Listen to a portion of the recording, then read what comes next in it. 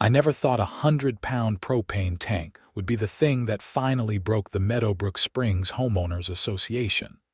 But here we are, sitting in a federal courtroom watching Patricia Hendricks try to explain to a judge why she thought cutting off heat to an entire residential complex in the middle of a Colorado winter was a reasonable response to someone following her own rules.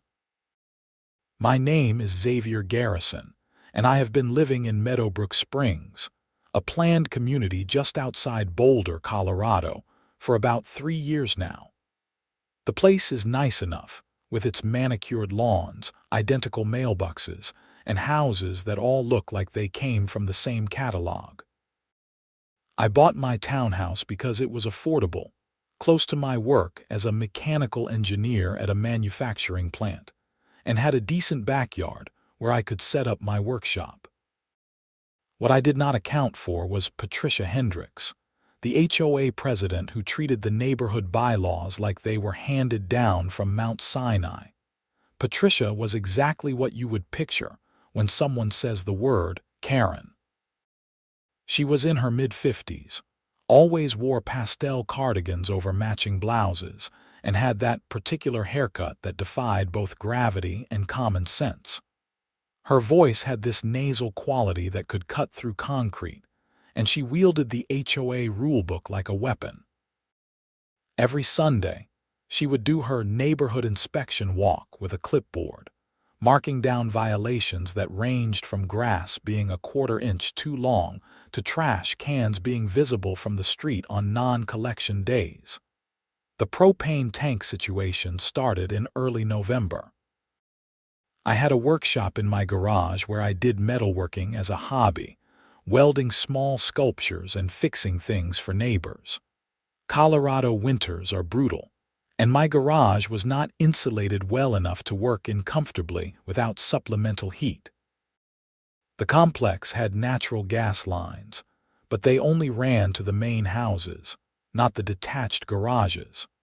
So I did what any reasonable person would do and bought a 100-pound propane tank to fuel a space heater for my workshop.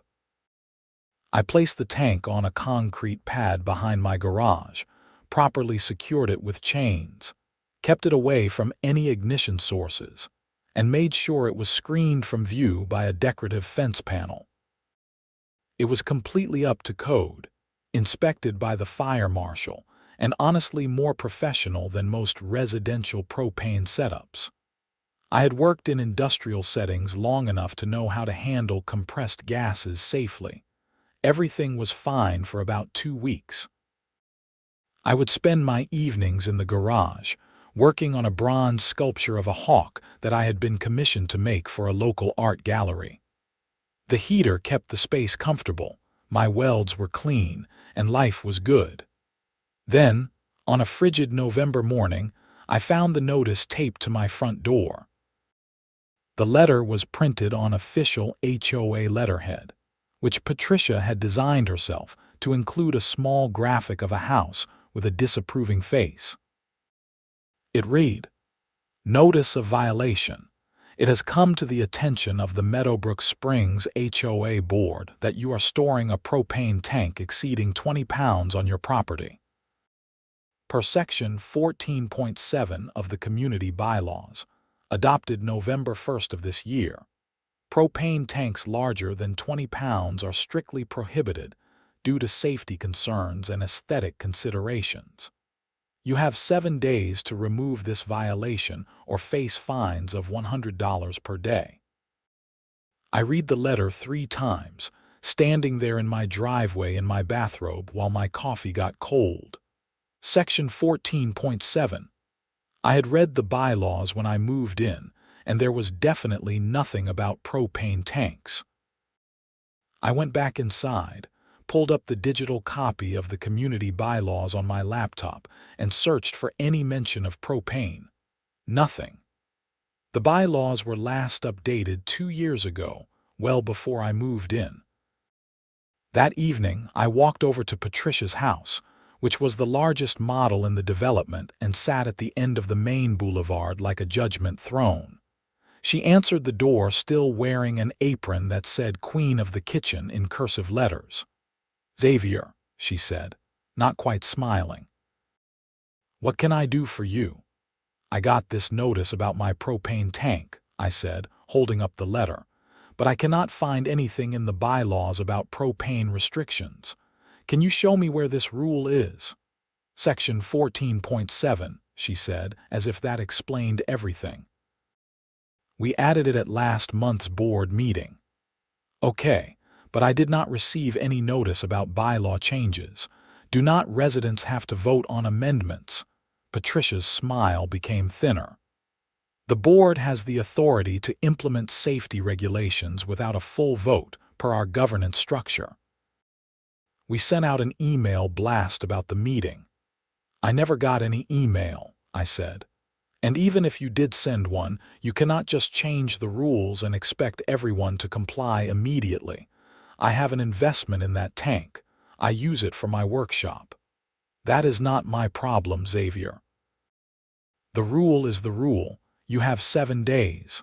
She started to close the door. "Wait," I said, putting my hand up but not touching the door. "This does not make any sense. Why the 20-pound limit? My tank is safer than those little portable ones. It is properly secured and inspected." "The board has determined that large propane tanks pose an unacceptable risk to the community," Patricia said in that tone people use when they are reciting something they have practiced. "Additionally, they are unsightly and detract from property values. My tank is behind a fence.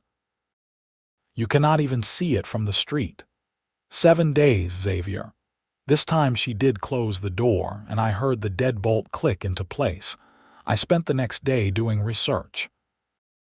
I pulled up the HOA's governing documents, the Colorado Common Interest Ownership Act, and anything else I could find about homeowner rights. What I discovered was interesting. According to Colorado law, HOAs do have broad authority to create and enforce rules, but they are required to provide reasonable notice to homeowners before implementing new restrictions. An email blast sent to outdated addresses did not count as reasonable notice, especially since the HOA had my correct mailing address and used it for billing. More importantly, I found out that the rule itself might be unenforceable. Colorado has specific statutes protecting homeowners' rights to use propane for heating and cooking, and restrictions have to be reasonable and applied uniformly. A blanket ban on tanks over 20 pounds, when many homes in the state used 100-pound tanks for everything from grills to heating, seemed like it might not pass legal muster. But I am not a lawyer, and fighting an HOA in court costs money I did not want to spend on principle alone. So I decided to try the diplomatic route first. I called a special meeting request, which under the bylaws any homeowner could do with 48 hours notice and signatures from 5% of residents. I went door to door that evening, explaining the situation to my neighbors. What I found out during those conversations was illuminating. It turned out that Patricia had been on a rule-making spree for the past 6 months. The Johnsons 2 doors down had been fined for parking their vintage Corvette on the street overnight, even though there was no such rule when they moved in. The Ramirez family across the way got cited for having a vegetable garden that was too visible from the sidewalk. Old Mr. Chen at the end of the block had been threatened with a lien on his property because he refused to replace his 20-year-old wooden fence with the newer vinyl style that Patricia preferred. People were fed up, but they were also scared. HOAs in Colorado have significant power, including the ability to place liens on properties and even foreclose over unpaid fines. Most of my neighbors were working families who could not afford legal battles. They signed my petition, but more than one person told me to be careful. "Patricia has connections," Mrs. Johnson warned me. "Her husband is a lawyer, and her brother-in-law is on the county planning commission. The meeting was scheduled for the following Thursday evening in the community center, a beige box of a building that sat between the playground and the pool house. I showed up 15 minutes early with a printed presentation, photos of my propane setup, and documentation from the fire marshal stating that my installation was safe and compliant with all relevant codes. Patricia was already there, sitting at the head table with the other two board members. Richard Steele, a retiree who mostly just nodded along with whatever Patricia said, and Donna Marshall, a nervous woman who always looked like she wanted to be anywhere else. About 30 residents filled the folding chairs, which was a huge turnout for a community of 120 homes. Patricia called the meeting to order and immediately tried to skip over my agenda item. We have a lot to cover tonight, so let us keep things moving. First, a reminder that holiday decorations must be removed by January 5th, and we will be strictly enforcing the color restrictions this year. White lights only, no inflatables over 4 feet tall.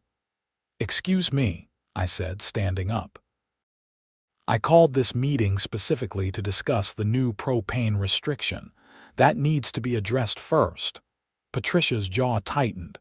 The board has already made its decision on that matter, Xavier. There is nothing to discuss. Actually, there is, I said, walking to the front of the room. You implemented a major new restriction without proper notice to residents, and the restriction itself may violate state law. I think everyone here deserves to understand what happened and why.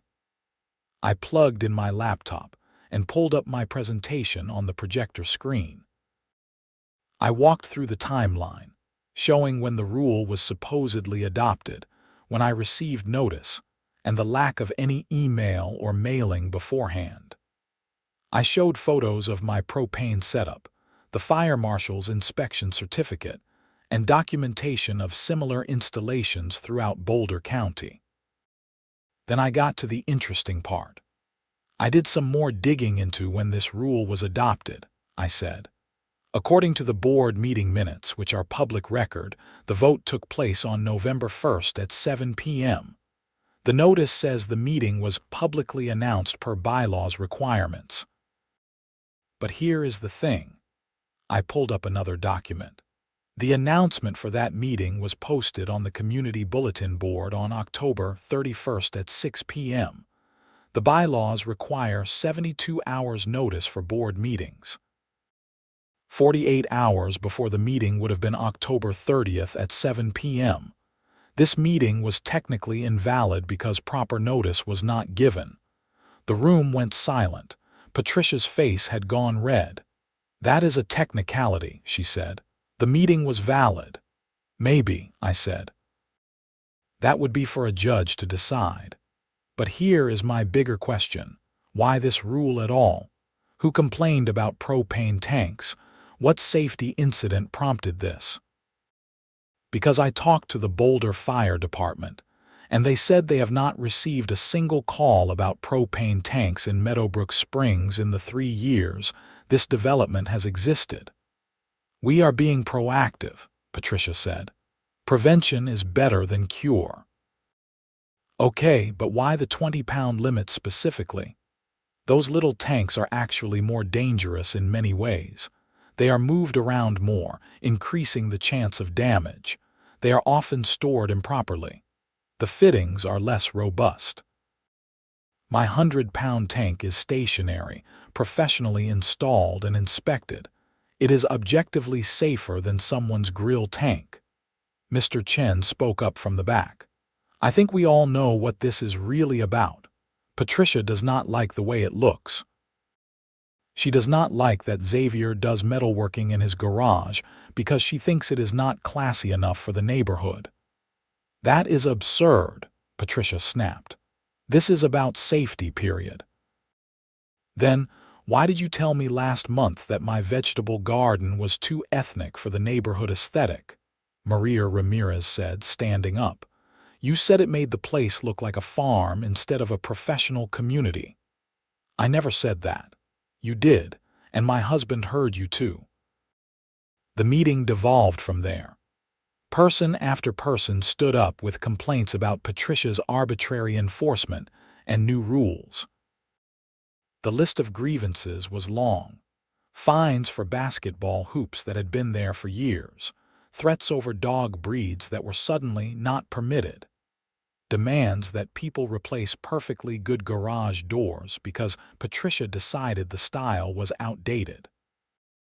Richard Steele tried to defend Patricia, saying that strong leadership was needed to maintain property values, but he was shouted down.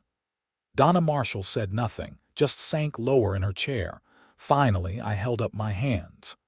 Look, here is what I propose. First, the board needs to rescind any rules that were adopted without proper notice and process. Second, before any new restrictions are implemented, there needs to be actual input from residents, not just an email blast 3 days before a board meeting. Third, I want to see documentation of the actual safety concerns that prompted this propane ban. If there is a real issue, fine, we can address it. But if this is just Patricia deciding she does not like how something looks, that is not a valid basis for a rule. I do not have to justify my decisions to you, Patricia said. Actually, you do, I said. You are the president of a homeowners association, not a dictator. You serve the community, not the other way around. Patricia gathered up her papers and stood. This meeting is over. You cannot just adjourn because you do not like how it is going, someone called out. But Patricia was already walking toward the door. Richard followed her, and after a moment, so did Donna. The three of them left the community center, leaving the rest of us sitting there. In the silence that followed, Mrs. Johnson spoke up. So what do we do now? We organize, I said. The annual board election is in January. We need to get people on that ballot who actually care about what residents want, not just enforcing arbitrary rules. Over the next few weeks, that is exactly what happened. We formed a coalition of concerned homeowners and started meeting regularly at the coffee shop just outside the development.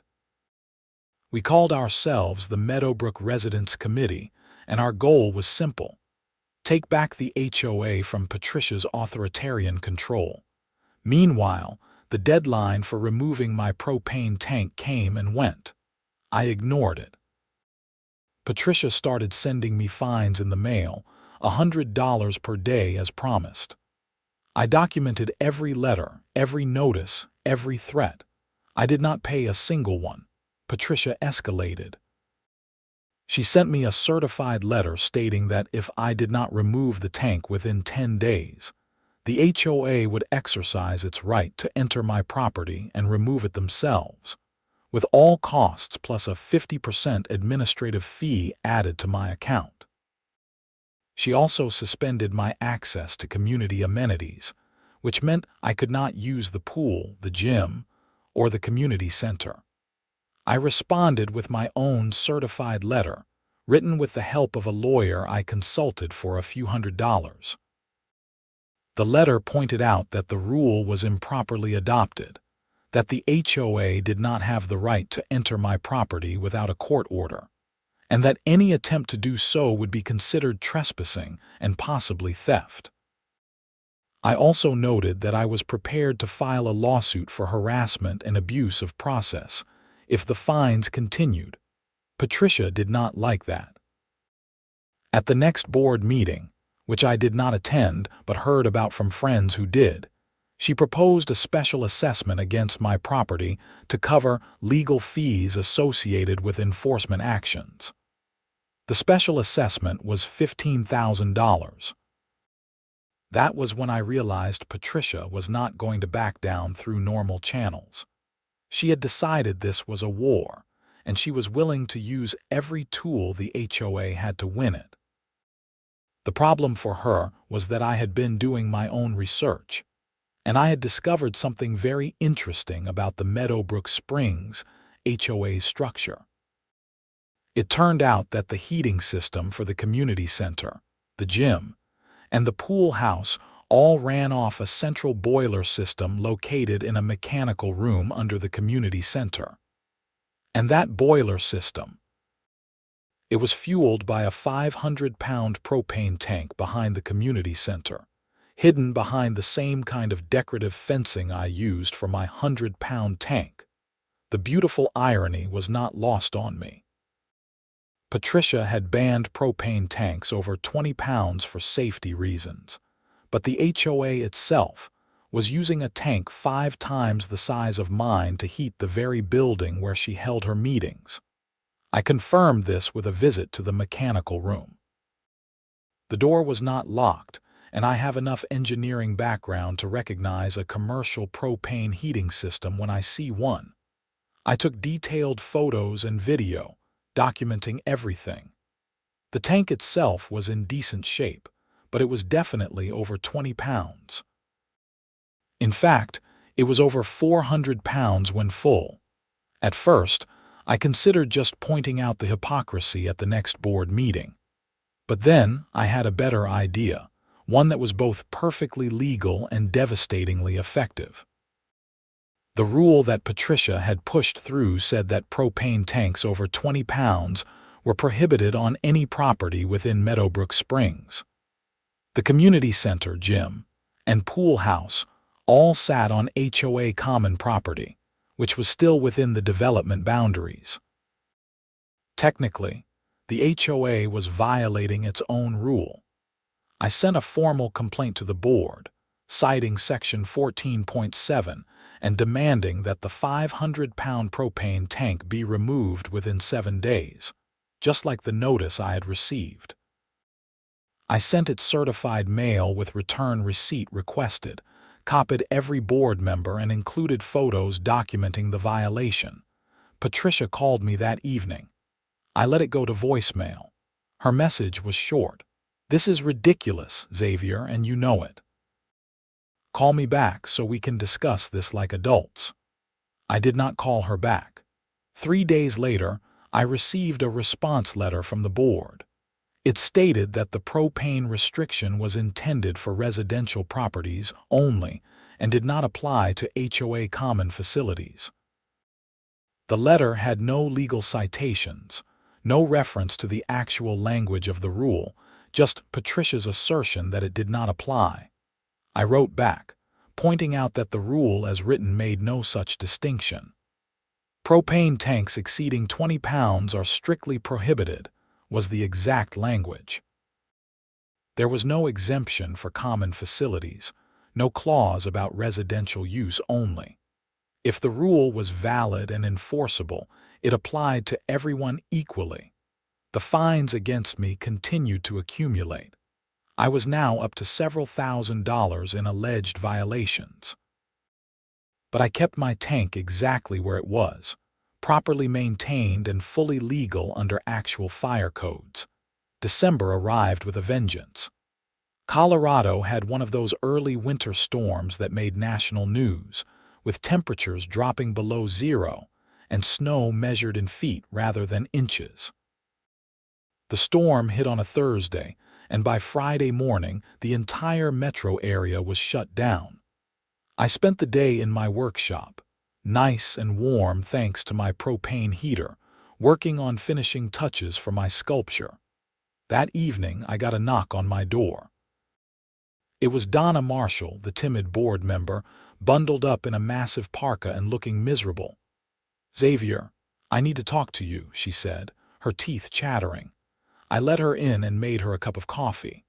She sat at my kitchen table, warming her hands on the mug, and took a deep breath. "The propane tank at the community center is empty," she said. "It ran out sometime this morning, and the heating system is down. Patricia called for a refill, but every propane company in Boulder County is backed up because of the storm. They cannot get to us until Monday at the earliest."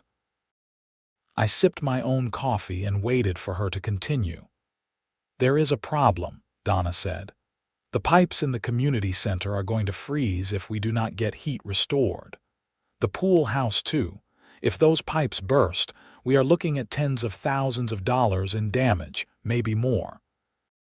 The insurance might not even cover it if they determine we were negligent.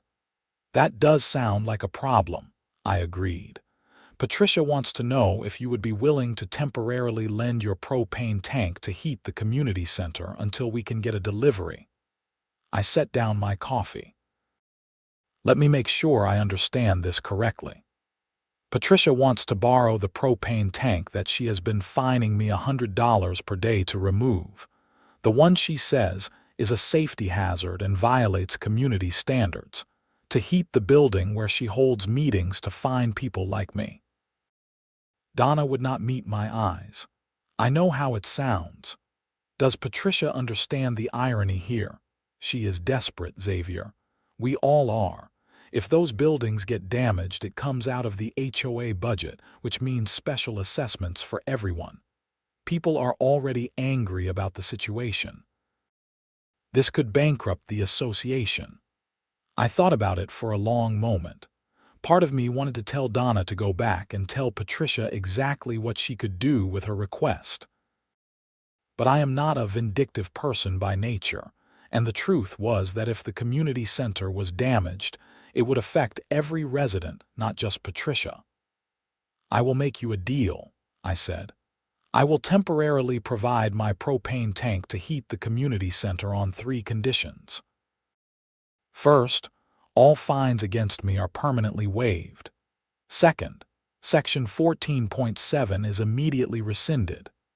Third, Patricia issues a written apology to me and to every other resident she has fined for made-up violations over the past 6 months, and those fines are waived too. Donna looked like she was going to be sick. She will never agree to that.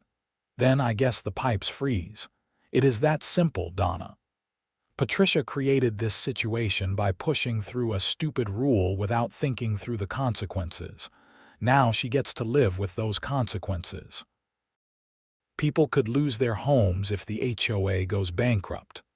No, Patricia could cause people to lose their homes by being stubborn. I am offering a reasonable solution. She just has to admit she was wrong. Donna left without another word. I watched from my window as she trudged back through the snow toward Patricia's house. I did not expect to hear back that night, but about an hour later my phone rang. It was Patricia. "Xavier, this is an emergency situation," she said without preamble. "We need to work together." I agree completely. That is why I made my offer to Donna. Your conditions are unacceptable. You are trying to blackmail the HOA. No, I am setting reasonable terms for the use of my property. You want to borrow something from me after spending weeks trying to force me to get rid of it. You do not get to have it both ways, Patricia. This is bigger than our personal dispute. The community center is at risk. Yes, it is. So maybe you should accept my terms. There was a long silence on the line. I could almost hear Patricia's teeth grinding. Finally, she said, "I will agree to waive your fines, but I am not rescinding Section 14.7 and I am certainly not apologizing to anyone. Then we have nothing more to discuss. Good luck with the pipes." I hung up. She called back immediately, but I did not answer. She called 3 more times over the next hour, leaving increasingly frantic voicemails. I deleted them without listening. Around midnight, I got another knock on my door. This time it was Richard Steele, looking even more miserable than Donna had. "Patricia sent you, I assume," I said. "She is beside herself," Richard said. "Xavier, please be reasonable." "I am being completely reasonable. Patricia is the one who is not. The community center is down to 38 degrees. By morning, those pipes will burst. Then Patricia should accept my terms." She says you are being vindictive. Patricia tried to fine me thousands of dollars for having a legal, safe propane tank on my property. She threatened to enter my property and remove it without permission. She tried to impose a $15,000 special assessment on me for daring to push back. And now, when her own hypocrisy has caught up with her, when the giant propane tank that she relied on has run out because of the very cold weather she did not plan for, she wants my help, but will not admit she was wrong. Who is being vindictive, Richard? He opened his mouth, then closed it. Finally, he said, what if we agreed to suspend enforcement of Section 14.7 pending review? Not good enough. Rescind it completely or no deal. Richard left. I went to bed. I will admit, I did not sleep very well. I kept thinking about those pipes, about the potential damage, about whether I was doing the right thing. But I also thought about every person Patricia had bullied, every arbitrary fine, every petty enforcement action. Sometimes people need to face consequences for their actions. At 6 in the morning, my doorbell rang. I stumbled downstairs in my bathrobe to find Patricia standing on my doorstep. She looked like she had not slept at all. Her hair was a mess, her makeup was smeared, and she had clearly been crying. Fine, she said. I accept your conditions, all of them. Put it in writing. She handed me a piece of paper. It was a handwritten note on HOA letterhead stating that all fines against me were waived, that Section 14.7 was rescinded, and that similar fines against other residents would be reviewed and waived where appropriate. It was signed by all 3 board members. The apology, too, I said. Patricia's hand shook as she pulled out a second piece of paper. This one was typed, a formal letter of apology admitting that certain enforcement actions had been overzealous and not in keeping with the spirit of community cooperation. It was not exactly heartfelt, but it was signed. Okay, I said. Let me get dressed, and I will help you move the tank. It took about 2 hours to disconnect my tank, load it onto a handcart, and wheel it over to the community center. The morning was brutally cold, and by the time we got the tank connected to the boiler system, I had lost feeling in my fingers despite my gloves. But the system fired up and warm air started flowing through the building. Patricia did not thank me. She just watched as I finished the connections, tested the system, and made sure everything was working properly. Then she turned and walked away without a word. The story should have ended there, with Patricia humbled and the community center saved. But Patricia was not done yet. She had agreed to my terms under duress, and she had no intention of following through. The first sign of trouble came 2 days later when I got a letter from the HOA's attorney. The letter stated that the handwritten agreement was not valid because it had not been ratified at an official board meeting, and therefore all previous fines and restrictions remained in effect. The letter demanded that I return my propane tank to the community center and remove it from my property permanently, or the HOA would seek a court order to force compliance. I called the lawyer, whose advice I had used before. His name was Tom Rodriguez, and he specialized in HOA disputes. After I explained the situation, there was a long pause on the line. So let me get this straight, Tom said. She begged you for help in an emergency, agreed to your conditions in writing, you provided the help, and now she is reneging on the agreement. That is correct. And you have documentation of all of this. The original violation notice, the fines, the emergency request, the written agreement, everything. Photos, videos, certified mail receipts, the works. Tom laughed. It was not a pleasant laugh. Xavier, I do not usually say this, but you have got Patricia dead to rights. What she did is called promissory estoppel. She made a promise, you relied on that promise to your detriment, and now she is trying to back out. A judge is going to eviscerate her. So what do we do? First, you pull your tank from the community center right now. Today, she does not get to have it both ways. Second, we file a lawsuit, not just for the fines, but for harassment, breach of contract, and abuse of process. And here is the beautiful part. We are also going to file a complaint with the Colorado Division of Real Estate. HOAs in this state are regulated, and what Patricia has been doing, making up rules without proper notice and enforcing them arbitrarily, that is illegal. She could lose her right to serve on an HOA board. I went to the community center that afternoon and disconnected my tank. The boiler was still running on what little propane remained in the system. I wheeled my tank back to my property, reconnected it to my workshop heater, and sent a certified letter to Patricia informing her that, per her attorney's letter stating our agreement was invalid, I was reclaiming my property. The temperature was still below freezing. The propane delivery company was still backed up. Patricia now had no heat for the community center and no way to get it. She called me that evening, screaming into the phone, "You cannot do this.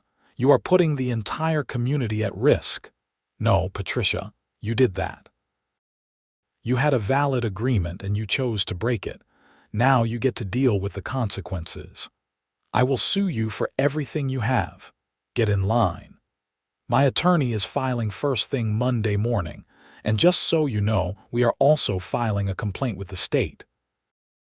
What you have been doing, the arbitrary rules, the improper procedures, the retaliation, all of it is illegal. You are done, Patricia.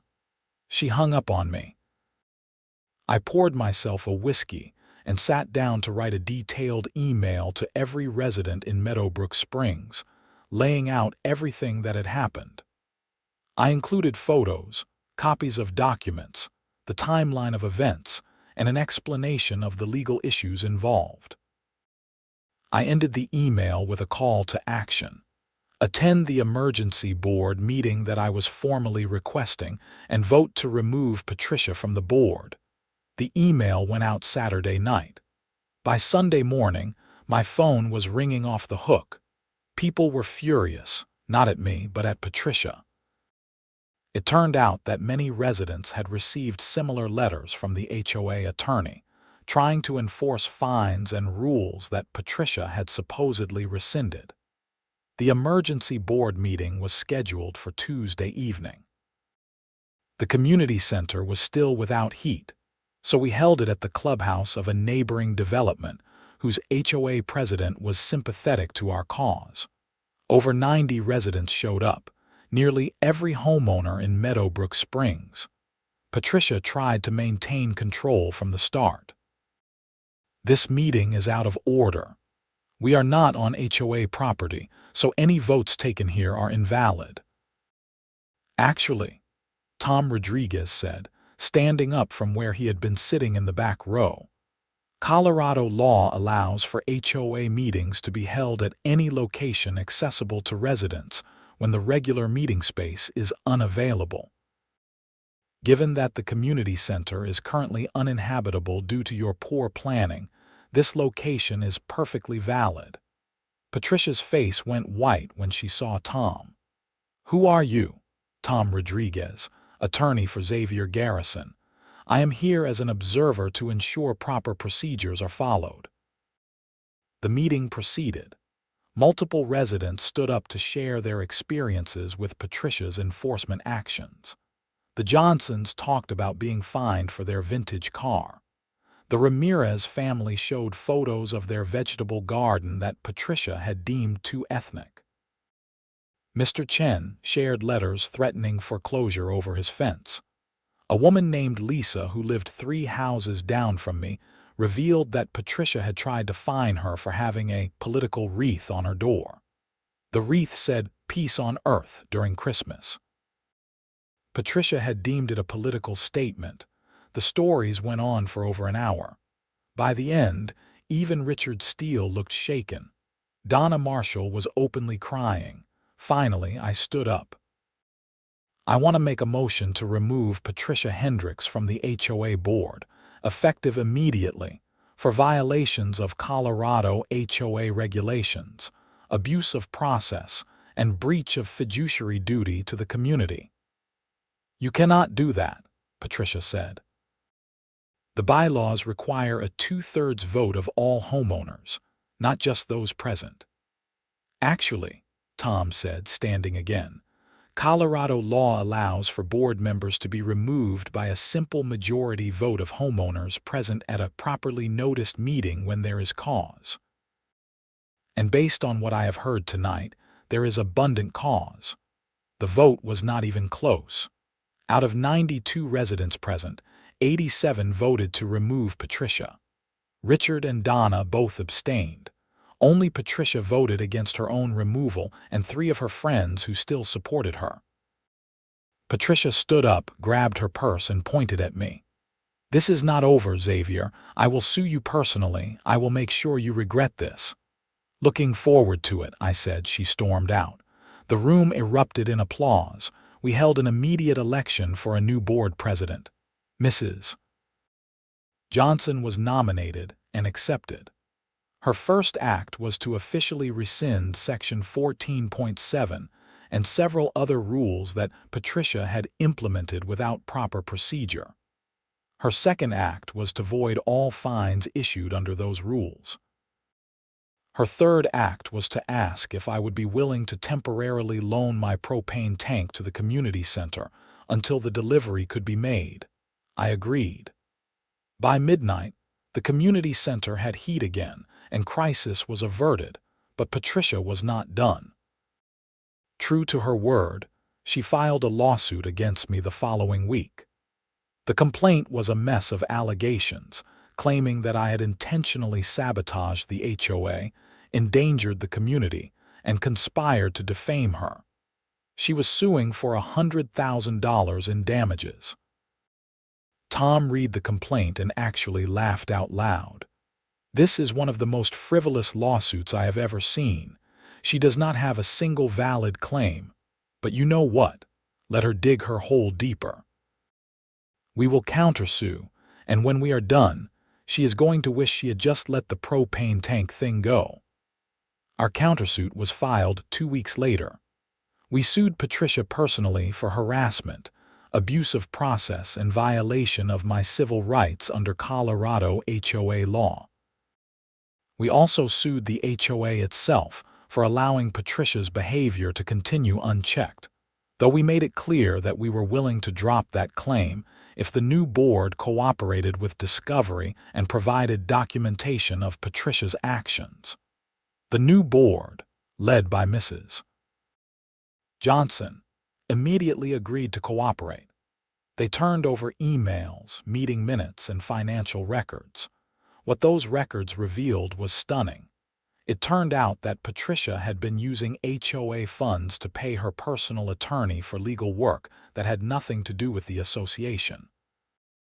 Over the past 2 years, she had diverted almost $30,000 in HOA money to cover legal fees for fighting with residents, including a lawsuit against Mr. Chen over his fence that she had authorized without board approval. She had also been using HOA funds to pay for landscaping at her personal residence, claiming it was necessary to maintain community standards. Another $15,000 gone. In total, Patricia had misappropriated over $50,000 in HOA funds. That was not just a civil matter. That was embezzlement, a criminal offense. Tom brought the evidence to the Boulder County District Attorney's office. They opened an investigation. By February, Patricia Hendricks was facing criminal charges for theft and misappropriation of funds. Her lawsuit against me quietly disappeared. Her attorney withdrew from the case, and Patricia never bothered to find new representation. Our countersuit moved forward. The criminal case took longer. Patricia hired an expensive defense attorney who tried to argue that the HOA board had given her discretion over spending and that she had not intentionally misappropriated funds. But the evidence was overwhelming. The HOA bylaws clearly stated that expenditures over $500 required board approval, which Patricia had never sought.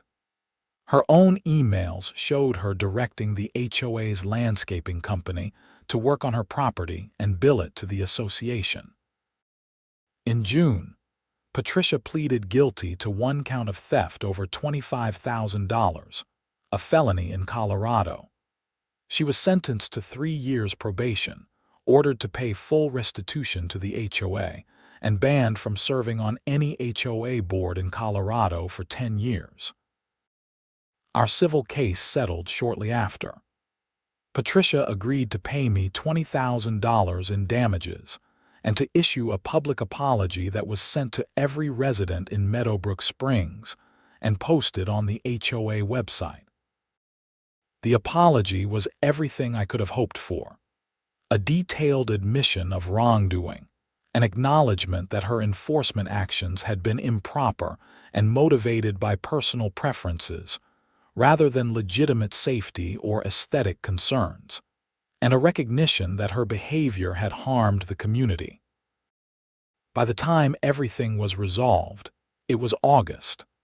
I had spent 9 months dealing with this mess, but it was worth it.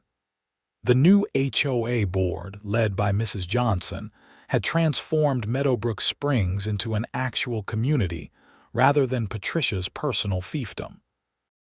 Residents were involved in decision-making. Rules were implemented with proper notice and input. Enforcement was reasonable and consistent. My 100-pound propane tank is still behind my garage, properly maintained and fully legal. I still use it to heat my workshop on cold Colorado evenings. The sculpture I was working on during all of this, the bronze hawk, sold for $5,000 at a gallery show in Denver. I used some of the money to throw a block party for the neighborhood in September, a celebration of our new, Patricia-free existence. Mr. Chen replaced his fence, but he kept the old wooden one. It turns out no one except Patricia had ever cared what it looked like. The Johnsons still park their Corvette on the street overnight. The Ramirez family expanded their vegetable garden and started sharing produce with neighbors. As for Patricia, I heard she moved to a condo in downtown Denver, somewhere with no HOA at all. I like to think she learned something from the experience, but I am not holding my breath. Some people are just wired to try to control others, and they never really change. The most satisfying moment came in October, when the propane delivery company finally caught up with their backlog and delivered a new 500-pound tank to the community center. The installation technician asked if I wanted to inspect his work, since I had been the one who rigged up the temporary heating solution during the emergency. I did inspect it thoroughly. Everything was up to code, properly secured, and safely installed. I signed off on the inspection report, and the technician thanked me for my professionalism. That evening I was in my workshop, working on a new sculpture, when Mrs. Johnson stopped by. She had a bottle of wine and 2 glasses. "I wanted to properly thank you," she said as I let her in. "What you did, standing up to Patricia, it saved this community. Not just from her tyranny, but financially too. If she had kept going, we would have ended up in bankruptcy from legal fees and her embezzlement." We sat in my workshop, drinking wine and talking about the neighborhood. Mrs. Johnson told me about plans for the next year, updating the playground equipment, organizing community events, maybe even starting a neighborhood garden that everyone could contribute to and benefit from. I never wanted any of this, I admitted. I just wanted to have a propane tank so I could heat my workshop and do my metal work. I did not set out to take down the HOA president. "But you did take her down, and we are all better for it," Mrs. Johnson said. "You know what the difference is between you and Patricia. You understood that rules are supposed to serve the community, not the other way around. Patricia thought the community existed to follow her rules. That really was the heart of it. HOAs are supposed to be about maintaining community standards and property values, but they are run by people, and people can abuse power just as easily in a homeowners association as anywhere else." Patricia had forgotten, or maybe never understood, that her role was to serve the residents, not rule over them. I think about that sometimes when I am out in the workshop, warm air flowing from my propane heater, working on whatever project has caught my interest. That 100-pound tank, the one that Patricia was so determined to make me remove, it represents something bigger than just a heating source. It represents the right to use your property in a reasonable way, free from arbitrary restrictions imposed by petty tyrants who think a position of minor authority makes them important. The tank is still there, behind my garage, properly secured and maintained. It will probably be there as long as I own this house. And every time I connect a new tank when the old one runs out, I think about Patricia standing on my doorstep in the freezing cold, desperate for help, finally forced to confront the consequences of her own unreasonable rules. The irony is that if Patricia had just left me alone, none of this would have happened. She would still be HOA president, still wielding her petty power, still making people's lives miserable over mailbox colors and grass length. But she chose to pick a fight over my propane tank, and that fight ended up exposing all the other things she had been doing wrong. I have heard that happens a lot with bullies. They push and push, getting away with more and more, until finally they push someone who pushes back. And once that happens, everything unravels. The Meadowbrook Springs community is thriving now. Property values have actually gone up since Patricia left, probably because people are not afraid of being fined for absurd violations. We have new families moving in, attracted by the reasonable HOA and the sense of actual community that has developed. Last month, we had a Halloween party in the community center. Probably 100 people showed up, adults and kids, everyone in costume. Someone joked that we should have a banned by Patricia costume contest for people to dress as things Patricia had tried to prohibit. Mr. Chen came as a wooden fence. The Ramirez kids dressed as vegetables. Someone even came as a propane tank, complete with a cardboard cylinder painted silver with 100 lbs written on the side. I went as myself, just regular clothes. Someone asked why I did not dress up, and I said I had already lived through the scariest thing Meadowbrook Springs had to offer. Patricia Hendricks with a rulebook. People laughed, but it was true. For a while there, Patricia had made this neighborhood a stressful place to live. Every weekend, people would worry about what violation notice might appear on their door. Every HOA meeting was an exercise in frustration, watching Patricia push through new restrictions without any input from residents. Now, meetings are collaborative. People actually want to attend. We have had more participation in HOA activities in the past 6 months than in the previous 3 years combined.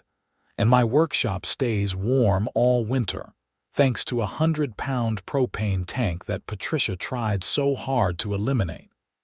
There is something poetic about that, I think. The thing she wanted most to get rid of ended up being the thing that brought her down. Tom Rodriguez told me that HOA disputes are some of the most vicious legal battles he handles. People get emotionally invested in their homes, he said. And when you combine that with a power-hungry board member, it can get ugly fast. But most people do not fight back because it is expensive and exhausting. They just endure the abuse or move away. I am glad I fought back. Not just for myself, but for everyone in Meadowbrook Springs who had been pushed around by Patricia's arbitrary enforcement. Someone had to stand up to her, and it turned out that someone was me.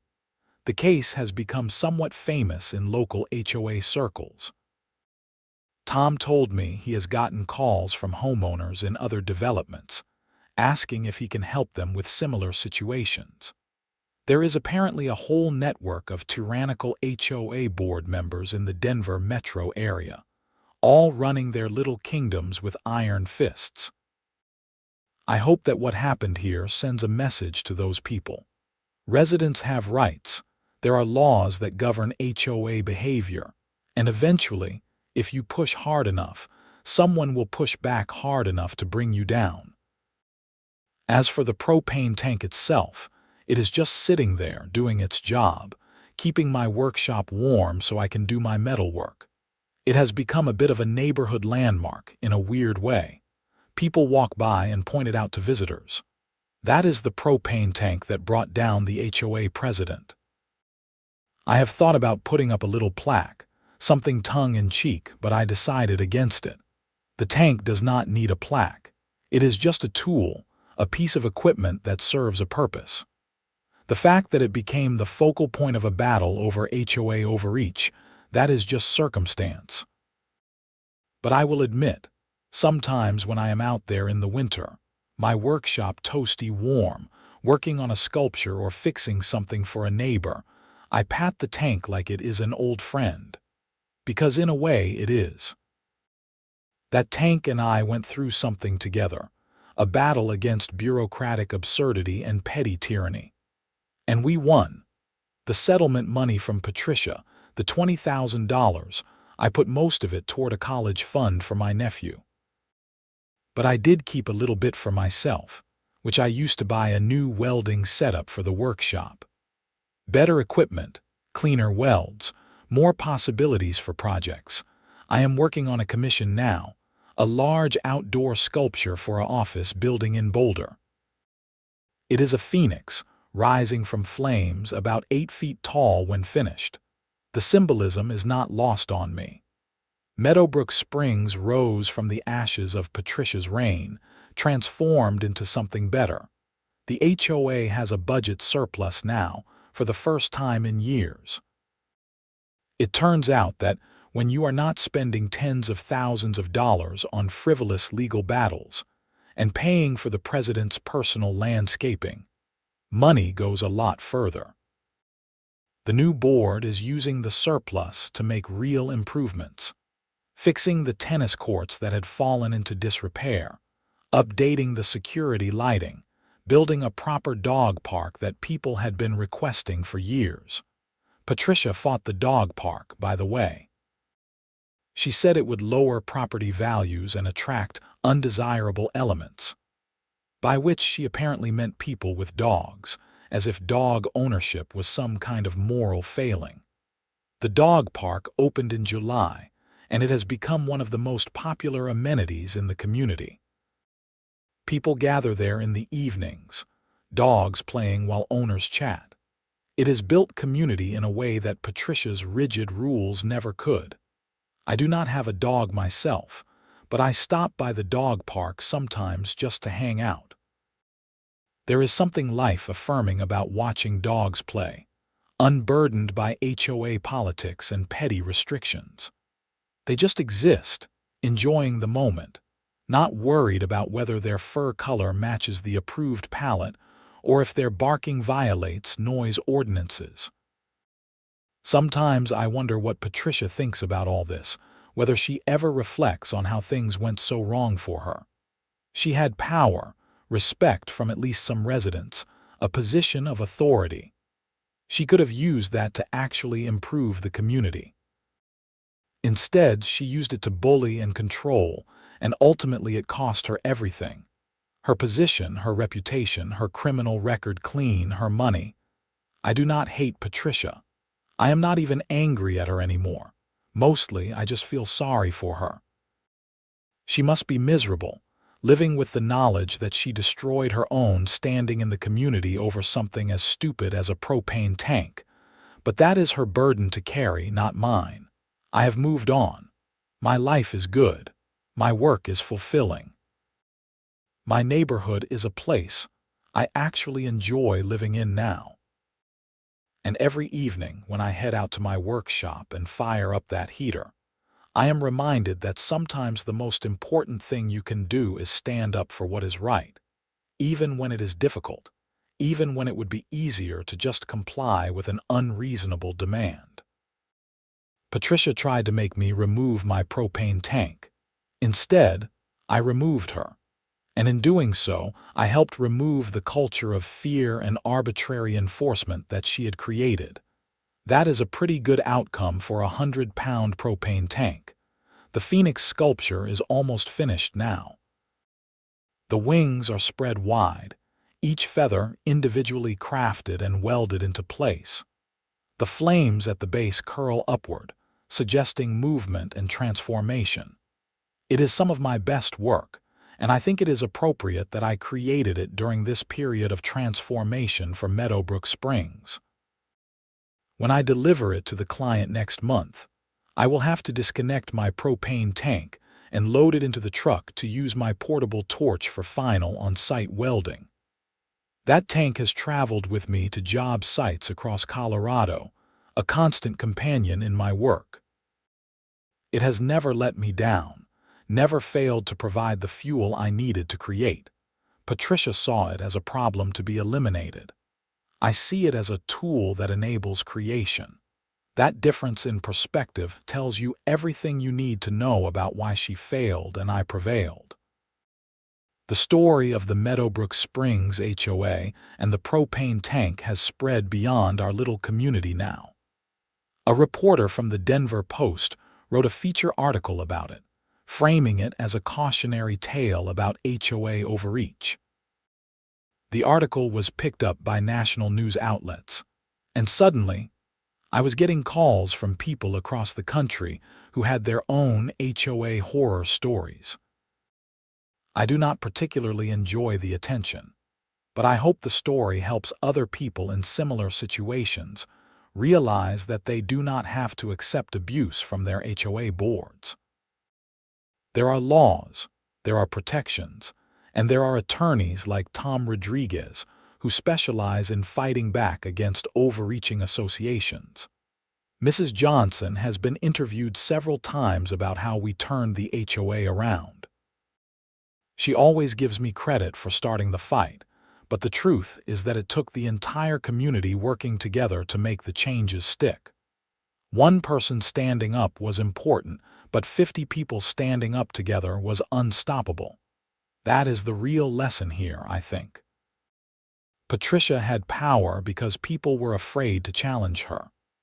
Once that fear was broken, once residents realized they outnumbered the board and had legal protections, everything changed. Tyranny, even on the small scale of a homeowners association, depends on people being too scared or tired to fight back. I am finishing this account on a cold December evening, almost exactly 1 year after Patricia first showed up on my doorstep begging for my propane tank. The workshop is warm, the heater humming quietly in the corner. Snow is falling outside, big fat flakes that glow in the light from my window. Tomorrow is the HOA's annual meeting, where Mrs. Johnson will give her first full report as president. I plan to attend, not because I have to, but because I actually want to hear about the community's plans for the coming year. That is a nice change. My 100-pound propane tank sits outside, doing what it has always done, providing fuel for heat and work and creation. It is just a tank, nothing special, the kind you can buy at any gas supply store. But it represents something more now. It represents the right to live reasonably in your own home, free from petty tyranny. It represents the power of standing up to bullies, even when they come armed with bylaws and fine schedules. And mostly, it represents the fact that sometimes the smallest, most mundane things can become the catalyst for major change. Patricia never would have fallen if she had not been so determined to eliminate my propane tank. But she was, and she did, and Meadowbrook Springs is better for it. The Phoenix sculpture is packed and ready for delivery. My workshop is organized. The propane tank has plenty of fuel for the winter ahead. And I have a new commission starting next week, a series of metal trees for a park in Longmont. Life is good in Meadowbrook Springs. The HOA functions like it is supposed to, serving the community rather than ruling it. Neighbors actually know each other now, connected by shared experience and the knowledge that we stood together against unreasonable authority. And me, I am just a guy with a workshop and a propane tank, making metal sculptures and living my life. But I am also the guy who took down a tyrant by simply refusing to comply with an unjust rule. That is not a bad legacy for a mechanical engineer who just wanted to keep his garage warm. The story could have ended a dozen different ways. I could have just removed the tank and avoided the whole fight. Patricia could have been reasonable and accepted that her rule was poorly thought out. The community could have stayed divided and afraid, but none of those things happened. Instead, we got the ending where justice prevailed, where the bully faced consequences, where the community came together and took back control of their neighborhood. It is a good ending, the kind that makes the struggle worthwhile. And it all started with a 100-pound propane tank and a woman who did not understand that sometimes, when you push someone, they push back harder than you ever expected. Patricia learned that lesson the hard way. Meadowbrook Springs learned it too, but for us, it was a lesson in empowerment rather than defeat.